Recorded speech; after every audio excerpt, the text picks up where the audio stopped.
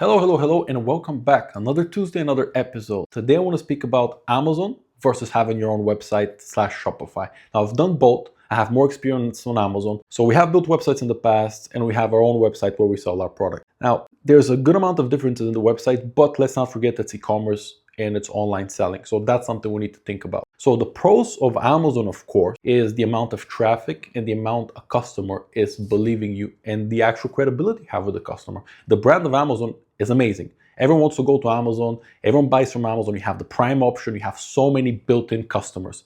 Of course, you pay for that traffic via fees because every sale you give something to Amazon. So another big pro for Amazon is yes, you have a massive amount of traffic, but you also have incredible conversion. Usually the conversions on Amazon are much bigger. I've seen conversions on Amazon of 20+%. On Shopify, it's very rare to see anything over 10%. It's usually between 1 and 5% and even lower. It's a huge difference, right? What I also love about Amazon is the FBA part. The FBA part makes it quite easy for you to ship items. You send it to Amazon FBA and they deal with it. So you don't have to actually deal with a lot of the shipping and logistic parts if you decide to do FBA. Now, of course, if you do fulfilled by merchant, it's different. What I don't like about Amazon is the lack of control. So you don't really own the customer. You can't really contact them and retarget them the same way you would have for a website. There's a lot of lack of control when it comes to they can take down your listing, they can take down your product, people can put IP and trademark infringements, patent infringements, a lot of issues that with the websites is very limited.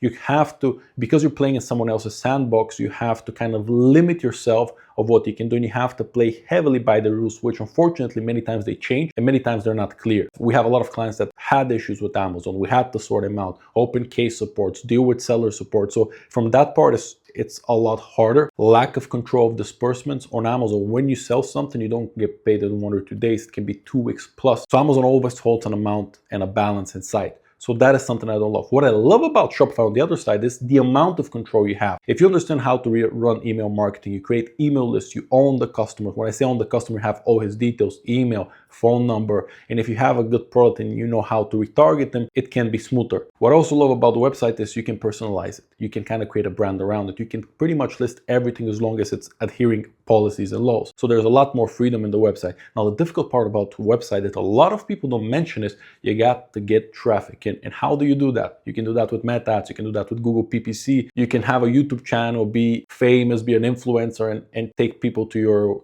website. It's a lot more difficult to get people to your website and create traffic. If you sell on Amazon, it's a given how many people actually are there, but to get that on the website is very difficult. You need to understand traffic. You need to understand how to bring people in. You need to understand how to build a website.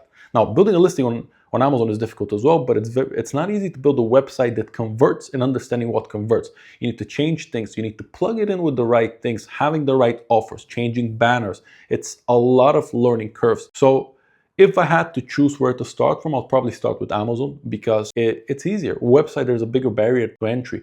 You have to have a budget to build a website or know how to build it yourself. You need to have a budget to advertise and knowing how to do it to yourself. And if you start going through agencies, it's going to be even more expensive when you're starting in. But long-term end game, website makes a lot of sense because you're creating a brand. It's a more sellable asset. As an end game project, it makes a lot of sense. I would always have an Amazon channel because there's too much traffic and sales there to not be there. And as you see, most of the bigger brands, they might have a big website, a big Shopify website, but they would go to Amazon because it's not to be ignored. There's a lot of sales to be there. Make sure you know what are the pros and cons and if you can live with it. In my opinion, if you're Amazon only and you're getting it to a certain level, if you're getting say, over 100,000 a month in sales, maybe it's time to have a quick look on a website and can you do something with it? Because at 100,000 pounds a month in sales, the proof of concept of your product working is there. You know your product sells, so now you need to make sure it sells on the website as well. But both are great. I don't think one is worse than the other. They're just different. I think e-commerce nowadays, it's all about omni-channel, meaning that have Amazon, have eBay, have TikTok shop, and have your website and be good in all of them, which is very difficult. That's why I wouldn't rush and do it right away.